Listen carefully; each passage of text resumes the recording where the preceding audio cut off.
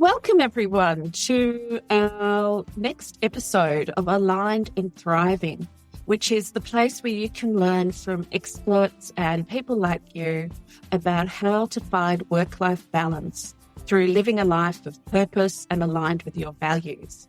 And today I am thrilled that we are joined by Alice Draper, who is the founder and chief strategist at Hustling Writers. Hustling Writers, this has to be one of the better website names and business names I've come across.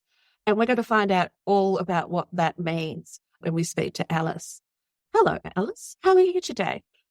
Hi, Judith. It's nice to be here. I'm great today. Thanks so much for joining us. And you want to tell us where you're joining us from? I'm joining from Dubai, UAE, and I am a South African. So fantastic. So another international guest. So it's lovely to be connecting with people around the world under the banner of what makes a working life, worth living. Alice is on a mission to make publicity easy and accessible for underrepresented women entrepreneurs at all stages of their businesses. When Alice started building her business, she knew that publicity in the right places would garner her the authority she needed to position herself as a high-end copywriter. And so she started pitching magazines like Vice, Refine, HuffPost, and Business Insider. This came with an unplanned skill, the art of the pitch, which is how she ended up pivoting her business towards publicity. She's been running Hustling Writers for over 2 years, and in this time, she's secured her clients in over 500 podcasts, including countless top 1% and top 0.5% podcasts. We'll be there one day. A big part of Alice's work looks into normalising rejection and how rejection resilience ties into success. Her weekly newsletter, The Rejection Chronicles, explores topics like living with rejection sensitivity, building sustainable outreach habits, and normalising the rejection sting. Alice grew up in a small town in South Africa, but as her clients know, she's rarely in one place for long. And at the moment, she's with her partner in Dubai. She's also been house sitting in Tbilisi and sometimes spends time strolling along a seaside boardwalk in Cape Town. So welcome to Aligned and Thriving, Alice. Thank you so much for having me and for so brilliantly reading the bio. I could ask you to introduce yourself, but I like reading bios. They're always interesting. I prefer you do it. Let's start off, as we normally do here at Aligned and Thriving, and ask you, what have you done lately to support your work-life balance? So I work mostly with American and Canadian clients, and I don't know if you're familiar with this, Judith, but that means time zones are wonky. And I work evenings often when I'm doing calls. So to support my work-life balance, and I've been especially intentional about it this week, is I don't work before noon. I exercise, I read, I make myself a cooked breakfast, and then I open my laptop at about lunchtime.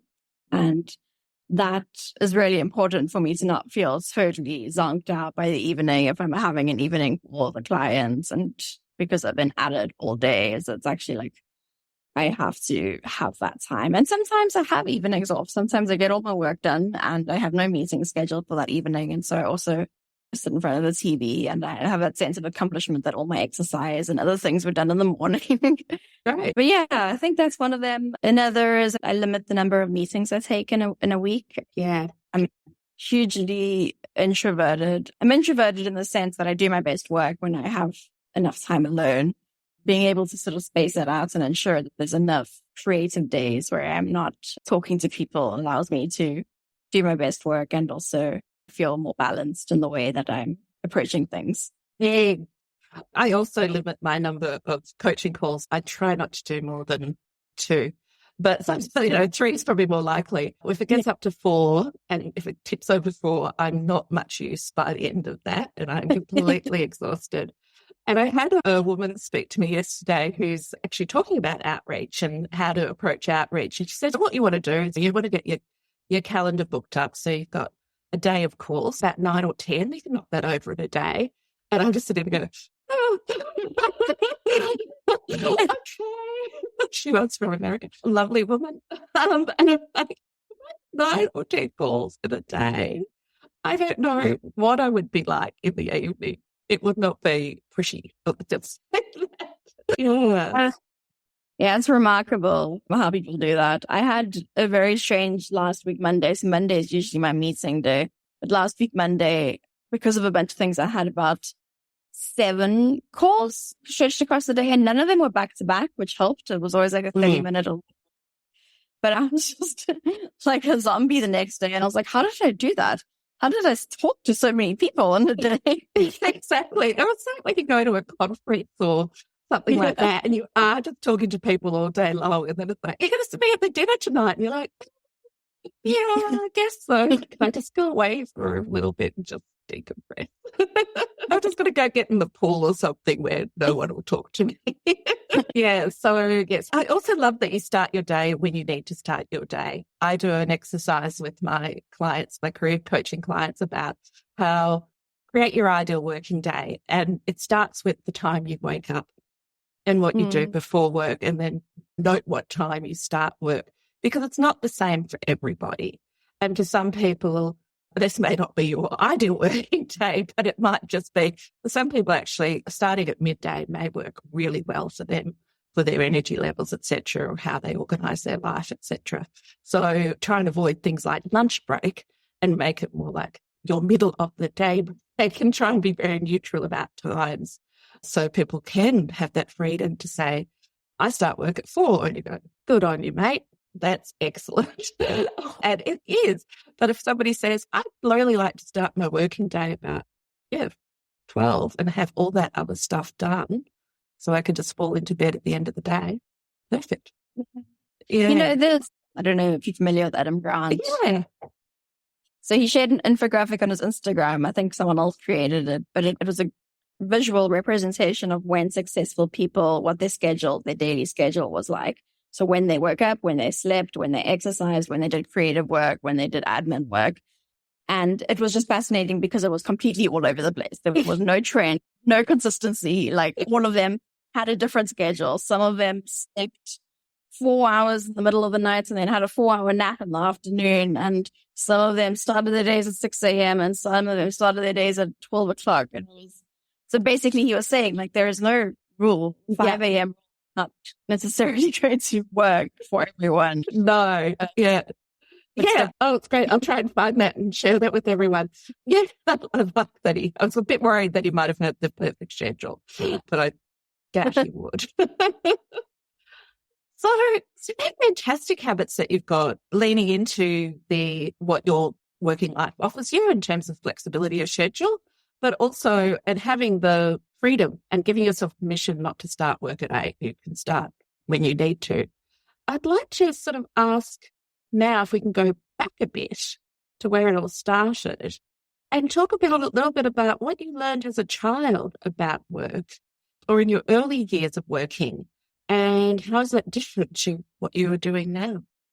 I actually think that when I look at my early years of work, I can see how much of it played into the way I approach work now. My mother is probably a very good example of work-life balance. She, throughout having kids, still exercised every day. She had her hobbies. She had book club once a month. She went belly dancing on Monday evenings. And she was a working mom. She had a full-time job and she took vacations. She booked vacations for us. And so I think that that's set a really good model for me, which was like what a healthy work-life balance looks like. I didn't feel a need to push myself. And I know part of so many ambitious people's career stories is burnout.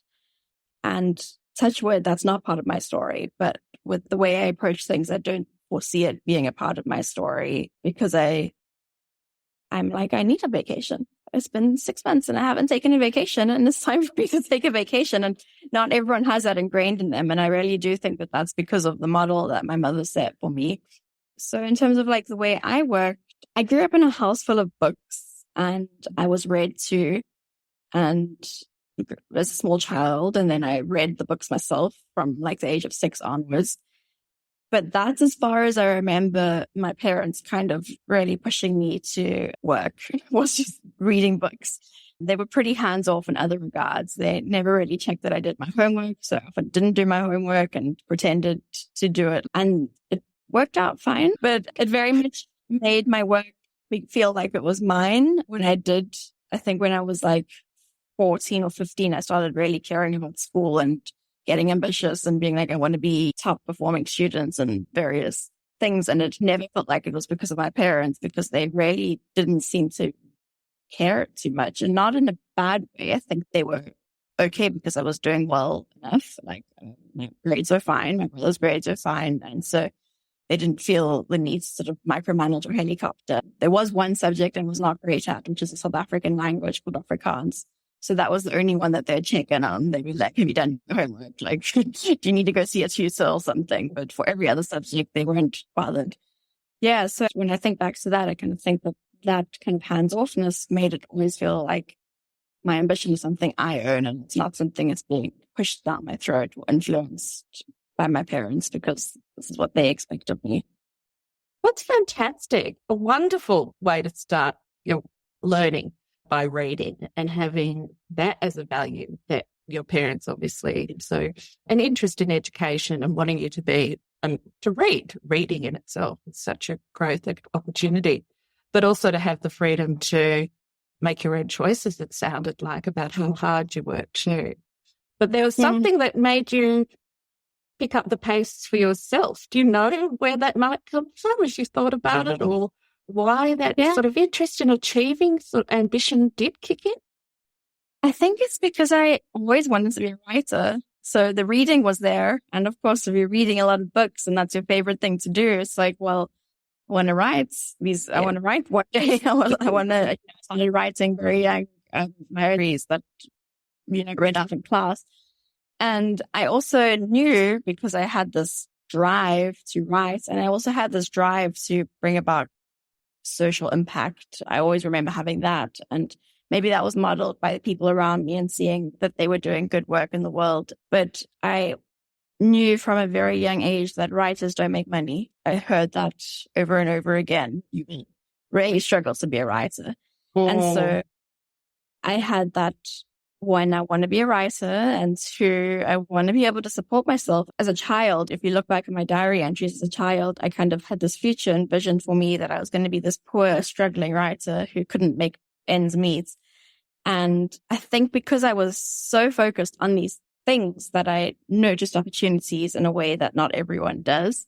So when I went to university, I met someone and she was making a living as a writer, and I was just so curious about what she was doing and how she was doing it. And she introduced me to her network, and that continued happening. I continued meeting people and people who were running really successful writing businesses. I knew these things. I think that would be it. Like I knew, I was very focused that I want to write and I want to make money and I want to make an impact. And I continually noticed opportunities to do that. And then I was lucky enough to get mentored by a couple of people along the way who opened up many opportunities for me and introduced me to a very worldwide network. And that's how I ended up running my business. Yeah. So I don't know if that answers it. No, it's a fantastic. So yes, that story, if you're going to be a writer or an artist, exactly, you're going to have to suffer. Suffer financially.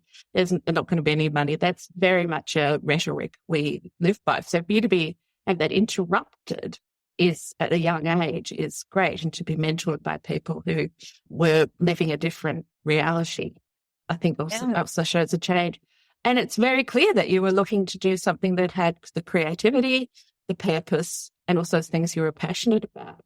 So I guess the next question is, how did this accidental skill that you've had, or how did this all morph into what Hustling Writers is now? How did you get there?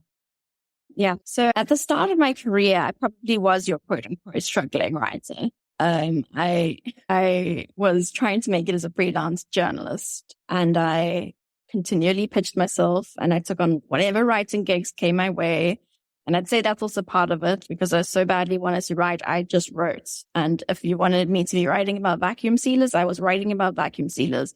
If I was writing for an American legal company about how different ways to get a divorce, I was writing about getting divorces in America. Like I wrote about an incredibly wide array of subject matter, but that money was fueling my interest in pitching journalistic stories. So I was writing a lot of pitches, and it's a tough industry. It still is a tough industry. It's gotten even tougher because of all the layoffs that have happened. But pitching yourself as a journalist to big publications like HuffPost and Vice and Refinery 29, it's not easy. And you have to become a great pitcher in order to do that. And so that period of my life, without realizing it, I was so focused on being a journalist and getting these bylines.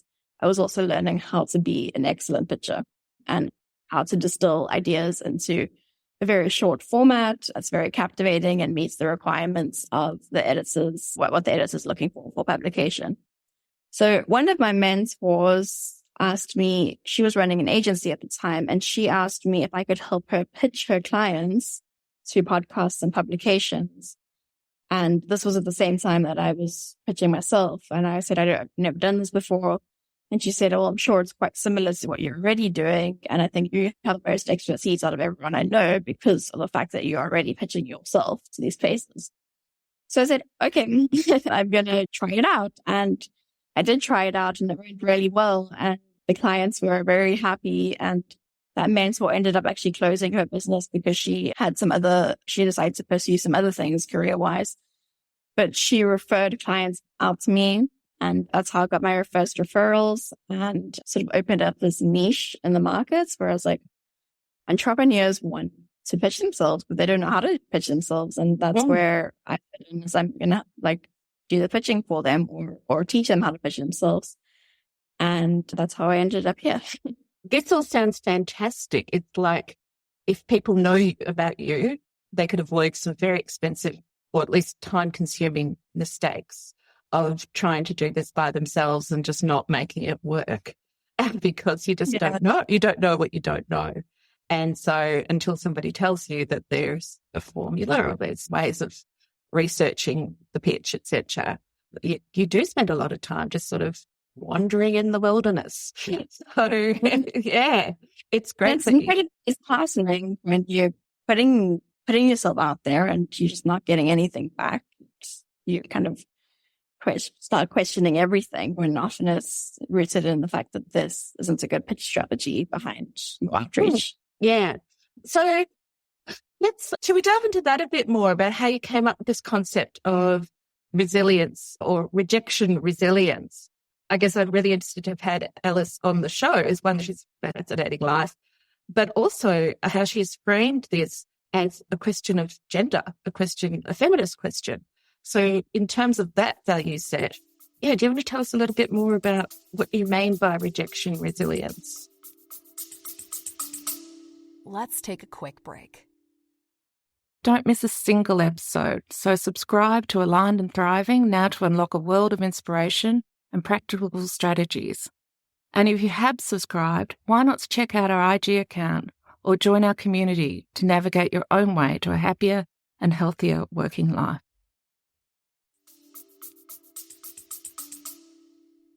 Yeah. So in the context of gender, a trend that I've noticed and then did some research to kind of validate what I'm seeing, but in male entrepreneurial spaces, I have noticed that men are far more abrasively going after what they want. So if that means sending a message to everyone in the network and saying, you need to sign up to my newsletter, you need to buy my product, you need to come to my webinar, they will do that. They will hire an assistant to do that. That means pissing off people. They will piss people off. And when you merely encourage a woman to do that, it's often met with a lot more apprehension, fear, doubts. And I think from the gender lens, there's data that shows that women, for instance, wait until they meet 100% of requirements before applying for a job opportunity, whereas men will often apply with very little requirements. And I know people who've worked in HR, they can 100% validate that data. Oh, yeah. And in HBR, I read that there's research that actually shows that women take less risks than men. And part of that is, I think, the way we've been socialized. So in one element, if you have been seeing men take risks your whole life, you are a man, it feels safer because you have seen men take a risk, fail, and then be okay. And we can see that in like big media. That guy that created the Fire documentary, the Fire Festival. So he created the Fire Festival, scammed everyone, went to prison. Now he's like come up with some new festival, apparently. Like that's an extreme example, but in less extreme cases, you can see your male CEO really screw up in front of a lot of people and then still show his face and do these things. Whereas for women, often that hasn't been the case because we have been occupying spaces of leadership for a lot less time. And the bar not only can seem higher, it often is higher. If you imagine that a woman is the first CEO in a company, there are a lot of eyes on her. There are a lot of people in the leadership board, in the advisory board who have never had a woman be the CEO in their whole career. And so they're waiting for her to mess up because they don't trust that a woman can do this. And so there isn't as much grace or room for her to make a mistake and recover from that mistake or take a risk, which is why the risk part is so interesting. Like HBR found that women are more risk averse.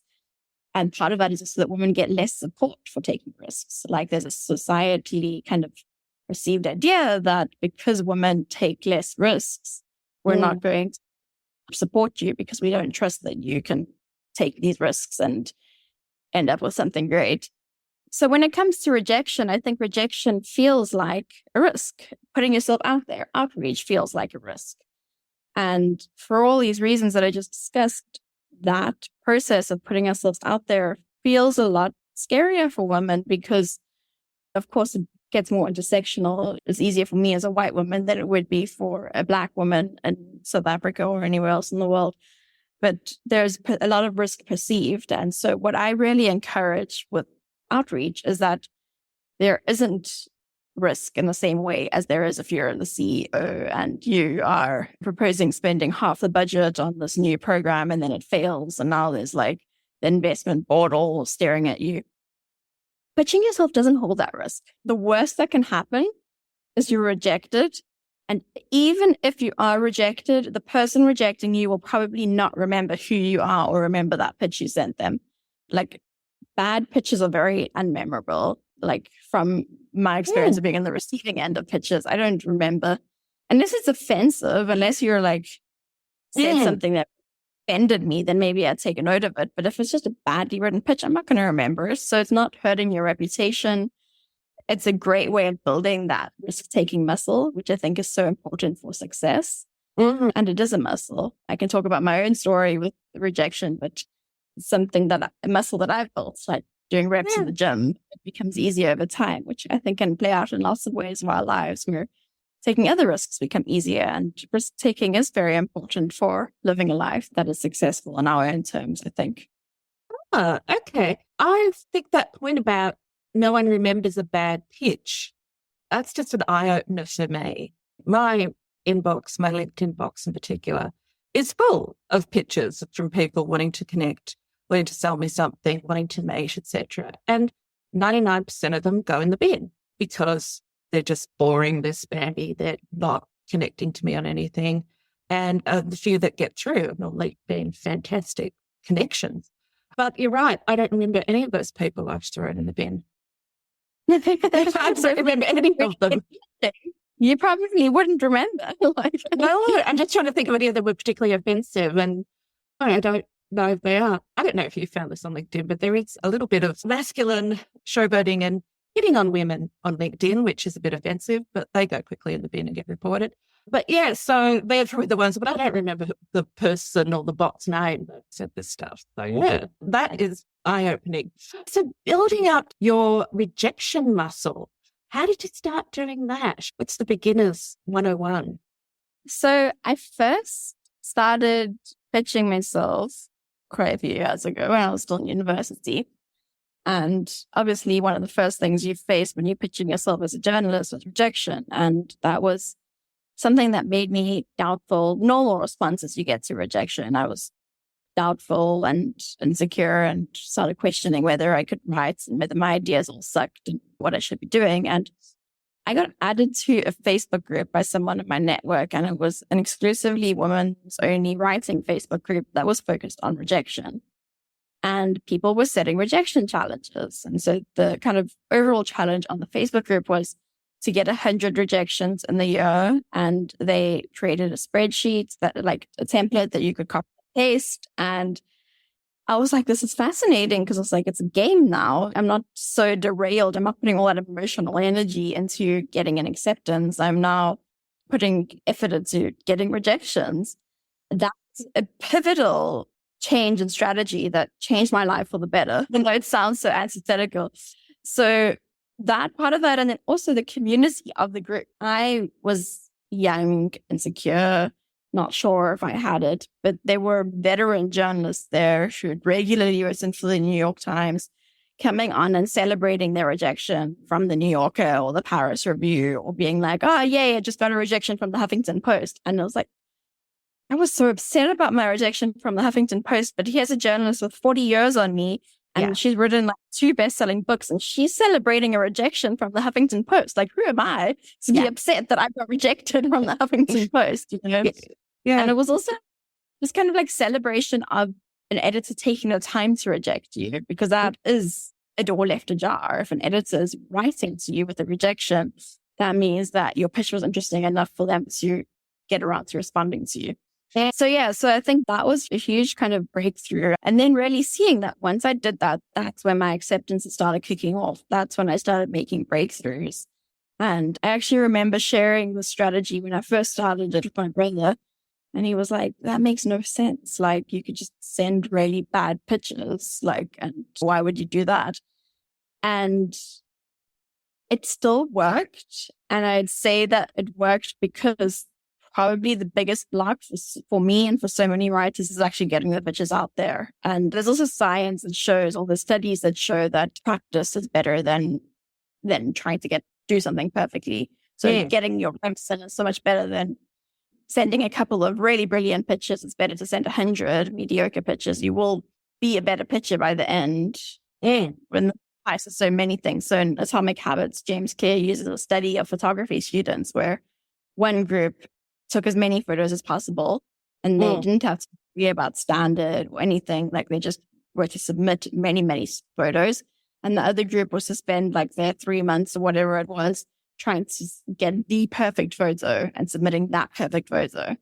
And the results was that the group that did many photos had far, far higher standard of photographs than the group that was studying how to take a great photo and then submitted a photo. So I think a similar logic applies. Like, you will naturally become a better pitcher if you are doing this. Like, of course, if you're copying, pasting the same thing and continually sending that's not a good strategy. But if you are focused on the fact that, okay, I got this encouraging rejection from this editor, let me play with this pitch a little bit more, tweak it to this. If you're continually evolving your strategy, you will get better results if you're getting those reps in. And I think that's what a rejection challenge does.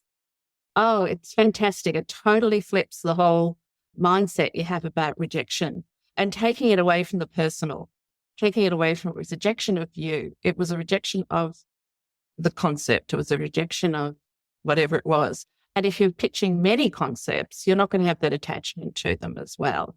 So, so you're easier to kill your darlings, as they say, because they're not that precious, because there'll be another one coming along the next day.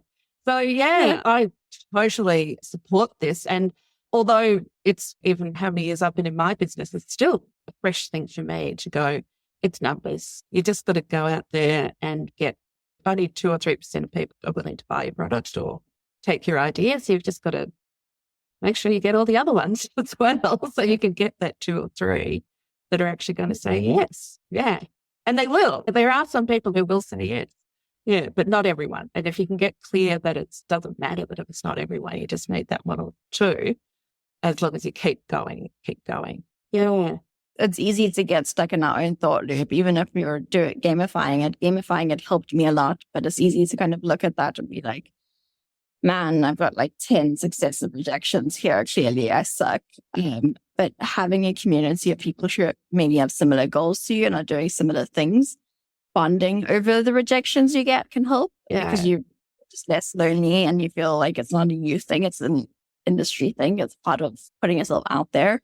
And also can help with strategy. If you have someone in your community who's been really lucky and has been getting very successful, I won't say lucky, and has been getting a lot of acceptances, they can take a look at what you're doing and say, hey, maybe you should change the way you address or open it, or maybe include some more storytelling here. And that's something I did early in my journeys and careers. I had those people in my network who were also pitching themselves, and we would review each other's pitches and share feedback. And that was hugely supportive, helped a lot with the strategy, and also, made it feel less lonely. Yeah. It's hard to do all this by yourself when you've only got the internal support, and as kind and as gentle as you're being on yourself and saying it's not you, etc. Yes, human nature will kick in at some point. So I do talk to my clients about, you've got to have internal support is really important, how you talk to yourself and how you manage yourself and your own emotions. But also you do need other people around you. You need your team. You need your supporters and the honest brokers or whoever it is around you who are going to give you that feedback that you do need. And sometimes it's tough to take, but when it comes from a good place, it's so valuable. Yeah. Yeah. I think having people with shared goals is often a great way to start. If you're asking for feedback from your husband and he doesn't know what you do and he says it sucks, you need to provide the value that you're looking for. But if you can find people who are doing this for similar reasons and understand where you're coming from, you know that their feedback comes with a lot more empathy and understanding of what you're trying to do than someone who's a complete outsider, someone outside. Yeah, either they tell you just or they just say, you're brilliant, darling. You go, that's great, thanks. When I pitch for leadership clients, like CEOs and things, and people running a team, running large departments, and I say, everyone needs a coach. It's not me, you still need one, because there's only so much your friends will just tell you you're great. If they're worth being your friends, they're just going to tell you you're great. There's only so much your husband or partner is going to listen to you before this starts to impact your relationship. Yeah. And you can't talk to your teams and you can't talk to your bosses and things like that. You've got to have somebody on your side who is there for you, but is going to tell you the truth. Yeah. These sort of long projects of development, it's also great to have that support network. There's nothing like that. Yeah. Of people who get it. People who get it. Yeah. And of compassion, but a critical eye. Absolutely.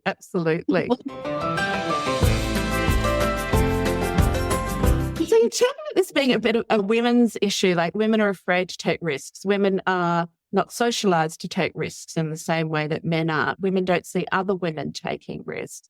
Do you think there are any other barriers to women's participation in writing, but any other forms of participation in work as well that comes from this socialization or other barriers? There's whole unspoken, just recently in Australia, the Wage Gender Equity Agency has just released by company statistics on the gender wage gap in their company. So every company over, I think, about 100 or 200 employees, including not-for-profit companies, have had their numbers put out there. So major accounting firms, major consulting firms, supermarkets, all those things, we now know what the gap is. And the average is about, I think Australia is about 14% at the moment. It's been coming down a little bit, but some companies have been found, even women that sell products to women have been up to 30, 40% gender pay gap. So there's a real economic cost to women in not getting that promotion, in not going for that opportunity. And in terms of entrepreneurs, there's also women are missing out on investment. There's a high gender bias towards men in terms of startup investment. 97% of funding goes towards men. Yes. I'm not quite sure what the figure in Australia is, but I'm sure it's around that. It's not equitable in any way to take the form. So I wonder if this is something else your clients are dealing with in their entrepreneurial journey, and how this rejection resilience may be able to support women in other areas of work as well. Yeah. I mean, to reiterate your point about the gender pay gap, one of my clients, which used to work in HR, Her name is Kelly Thompson, and she often talks about how men asked for salary increases, or they negotiated their salary on taking the job, and so many of the women didn't. And that as a person in HR, it's expected that you're going to negotiate your salary. Like, it's not personal. She totally expected that to happen. And so she always says it's a both and situation. There's one, the industry that is biased towards men and will uplift them because it's been controlled by them for so long. But also there is an individual accountability that comes with us kind of making those asks.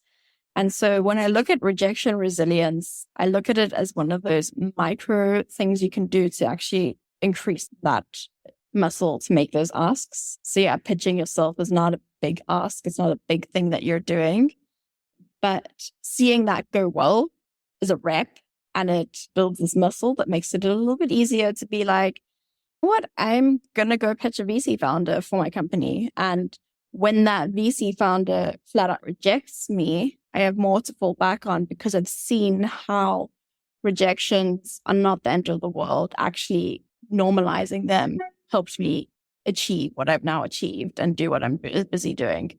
And so yeah, I'd look at it in that lens as it's building up those sort of small asks. And one of the things my client always tells her clients to do, who are people in corporate America, is to make those small asks in other areas of their life, like negotiate you're capable, set a small boundary with their neighbor, or do those like micro negotiations so that when it comes to doing that big negotiation, you've now got the reps and you've seen it actually work.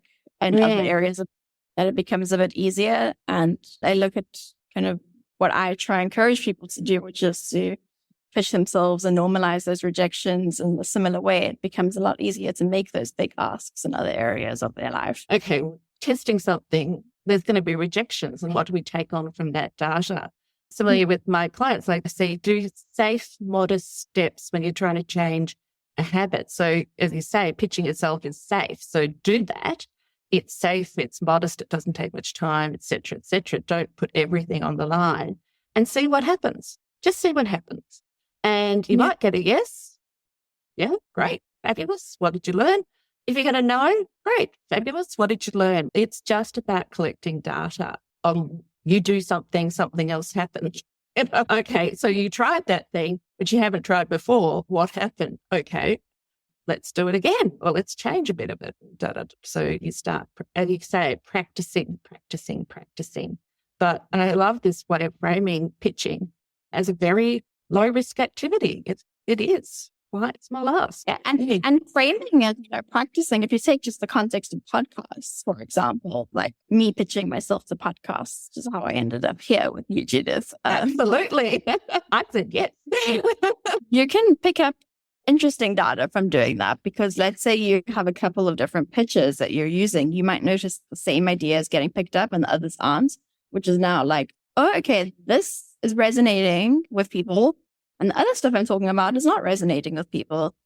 And when you actually show up in the podcast and you have conversations, you get to practice your messaging. So if you were talking to some investors, you have now spent time practicing talking about what you're speaking about in front of an audience, or if you're delivering a keynote, you've practiced it. It's a lot of micro steps that kind of can lead you up to those big things. And you feel like you now have the reps and the confidence to do those bigger things because you've been taking these steps in the area of talking on some podcasts, which you can do from your own home often. And it doesn't require as much of you as if you were pitching keynotes and now you've never talked ever. And now you're delivering a speech to an audience of 500. And that's extremely nerve-wracking, especially if you don't have a lot of experience with public speaking.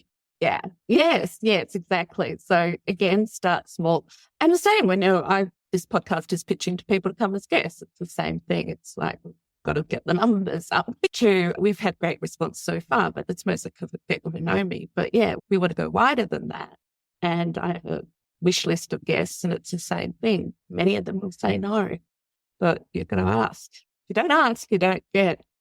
One of the things I guess resonated with me when I did see your email to me, when I read your pitch, is that you're specifically interested in working with women who are marginalised, not just women who are marginalised. I'm wondering where that interest came from. Is that something about social impact?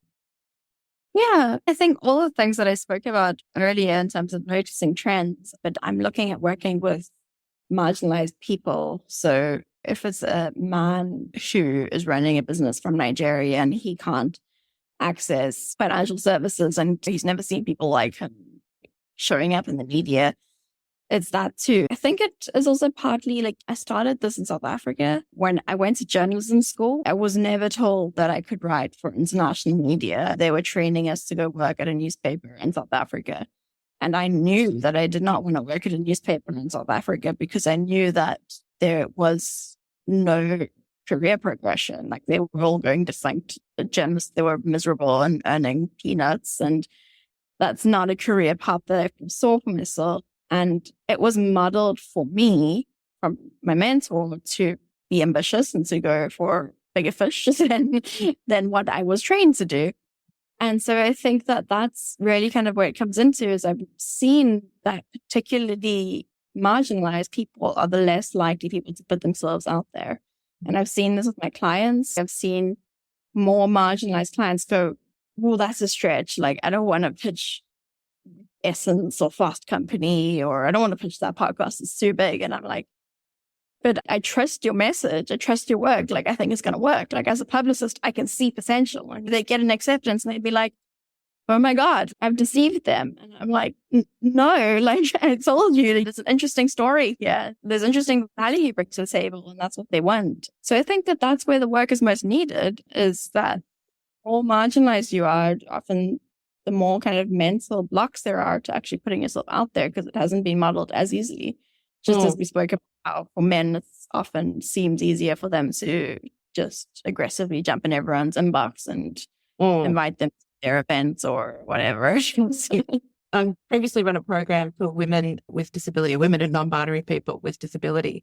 And I had one amazing participant in the program, and she wrote or spoke in a case study, and she said, whenever you start talking about disability, ableism comes up, mostly from yourself. So the ableism is self-generated. It's not saying it's not there, Right.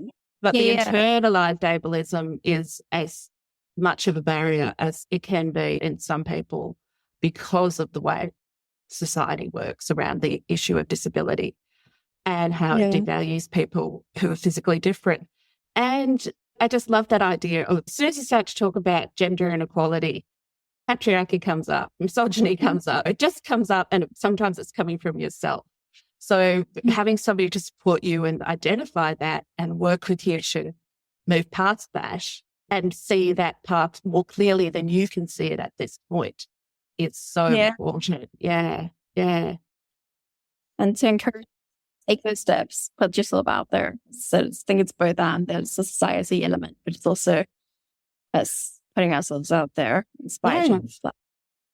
And you too could have a job where you can start your working day at 12 and work into the evening and travel and live in all sorts of exotic and wonderful places. So I'd say it's not possible because you don't know if it's possible until you try.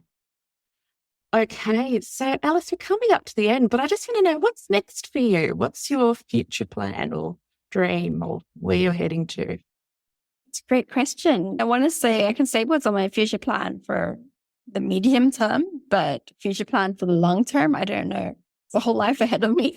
I'll do something completely different, but I envision evolving Hustling Writers into something that really offers a strong community, talk about all of that community element of putting yourself out there. I want this to be the place where people come to get that support and to get that collaboration and that feedback and the strategy insights. So I have a signature program called Pitch Your Power, which is teaching the insights on the exact strategies of how I pitch myself to podcasts and how I pitch clients to podcasts. And it's very short, videos and exercises and screen shares of exactly what I do and how I find emails. And that's something that I kicked off last year. And then there's a small Slack community. So that's something that is next, I guess, we're going that. Yeah. Terrific. So so the community building and the actual step-by-steps of how to do it. And look, it worked. You're here today on the ever-growing Aligned and Thriving podcast. So Thank you so much for being here today. If anyone is interested in checking out Hustling Writers and Alice's signature program, we'll have all those links below, so you can go directly there and check them out for yourself. I encourage you to do so if it's something that interests you, or you just want to build that muscle. It's a fun way to build the muscle. Going on a podcast, I hope, is a fun activity for people, as it is for me to host. So thank you so much for your time. Any final words of wisdom you've got for our community here? Start small and stay consistent, I guess. I don't know if that's too generic. That's what came to mind. Yeah. But thank you so much, Judith. It was so fun. Really appreciate you having me here. Oh, thank you. Check out the links, and we'll be back next week with another exciting visitor to talk about other ways that people have found work-life balance by following their passion and aligning with their values. Take care and see you next week. Bye.